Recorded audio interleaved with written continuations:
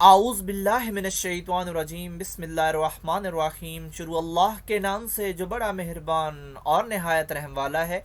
उम्मीद है आप लोग खैरियत से होंगे। और इस वीडियो में इंजीनियर फैसल आपसे मुखातिब है। हमारी आज की वीडियो के जो टॉपिक्स हैं वो है एम्पेरिकल एंड मालिक्यूलर फार्मूला।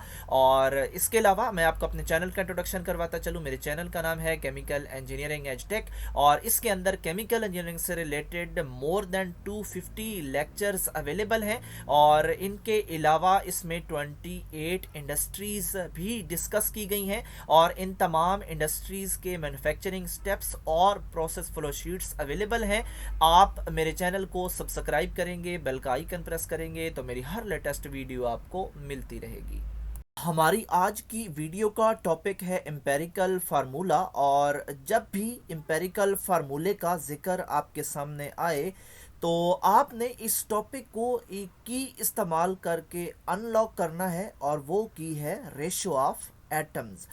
हम यहाँ पे एम्पेरिकल फार्मूले की दो डेफिनेशंस पेश कर रहे हैं, और दोनों ही आपके कंसेप्ट को स्ट्रॉन्ग रखेंगी। पहली के मुताबिक किसी भी कंपाउंड का सिंपल फार्मूला जो सिर्फ एक चीज़ हमें बता दे, परसेंटेज कंपोजिशन, उसको हम एम्पेरिकल फार्मूला कहेंगे। और सेकंड डेफिनेशन के मुताबिक किसी भी मालिक्यूल के अंदर जो मुख्तलिफ एलिमेंट्स होते हैं, उन एलिमेंट्स के अंदर जो एटम्स होते हैं, उनकी अगर वो हमें रेशो बता दे फार्मूला, तो उसको भी हम एम्पेरिकल फार्मूला कहेंगे। यहाँ पे सेकंड डेफिनेशन को याद करने के लिए एक हिंट दिया गया है। और यहाँ पे आप देख सकते हैं पहले मालिक्यूल है, और मालिक्यूल को भी हमने नहीं छेड़ना। फिर हमने इससे मज़ीद इसके बैक स्टेप पे जाना है और एलिमेंट्स का जिक्र करना है, और लेकिन इसको भी नहीं छेड़ना।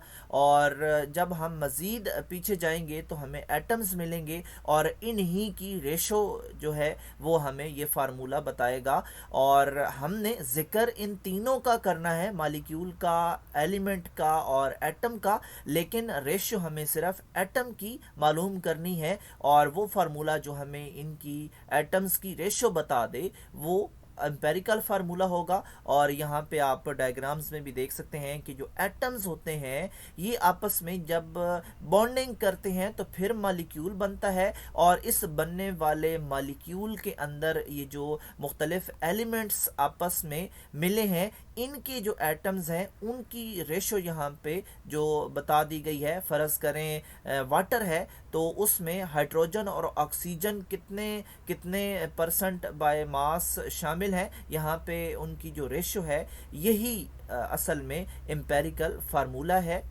एम्पेरिकल फार्मूले में जो बात आपने याद रखनी है वो ये भी है कि ये फार्मूला कभी भी आपको एक्चुअल नंबर ऑफ एटम्स नहीं देगा। हम जैसा कि पहले पढ़ चुके हैं कि ये हमें सिर्फ रेशो बताएगा। और अगर हम इसकी एग्जांपल लेना चाहें तो अगर हम एक मिक्सचर बना रहे हैं और उसमें दो चीज़ें ऐड कर रहे हैं, तो हम अंदाज़ा ये तो बता सकते हैं कि हमने एक की कितनी क्वांटिटी ली, दूसरे की कितनी क्वांटिटी ली, लेकिन उस क्वांटिटी के अंदर कितने एटम्स, कितने मॉलिक्यूल्स शामिल हैं, ये हम बताने के काबिल नहीं हैं। तो यही किरदार है यहाँ पे एम्पेरिकल फार्मूले का भी, ये हमें एक्चुअल नंबर नहीं देगा।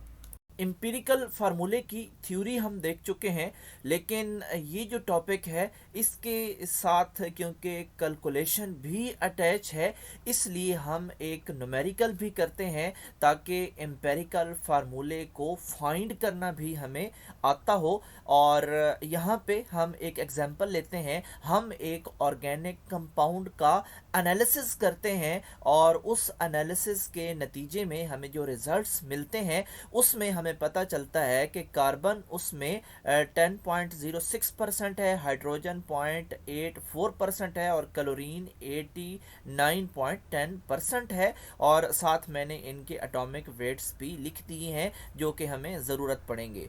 تو پھر ہم نے نیکسٹ جو پہلا اسٹیپ ہے اس کے اندر کیا کرنا ہے کہ ہم نے یہاں پہ جو پرسنٹیج اویلیبل ہے اس کو ڈیوائڈ کر دینا ہے انہی کے اٹامک ویٹس کے اوپر.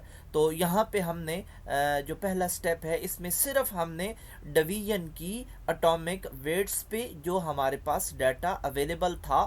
اور جو سیکنڈ اسٹیپ ہے اس کے اندر ہم نے کیا کرنا ہے کہ ہم نے پھر ایک دفعہ ڈویژن کرنی ہے.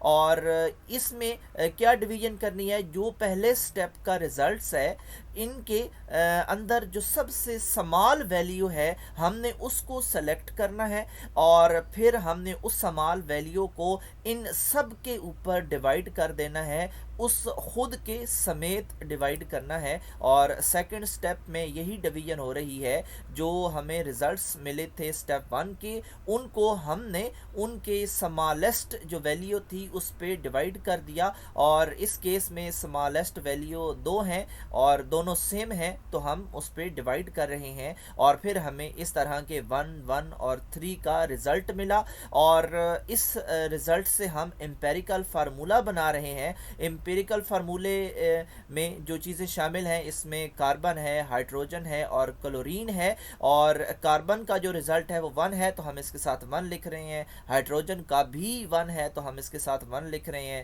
کلورین کا 3 ہے تو ہم نے 3 لکھ دیا. اور یہی ہمارا رزلٹ ہے اور یہی ہمارا امپیریکل فارمولہ ہے. اور انتہائی آسان چیز ہے اس کو کیلکولیٹ کرنا, صرف 2 سٹیپس ہیں اور ان میں بھی صرف ڈویژن ہو رہی ہے, اس میں کوئی کمپلیکیٹڈ کیلکولیشن نہیں ہے. اس لیے یہ آپ کو آنا چاہیے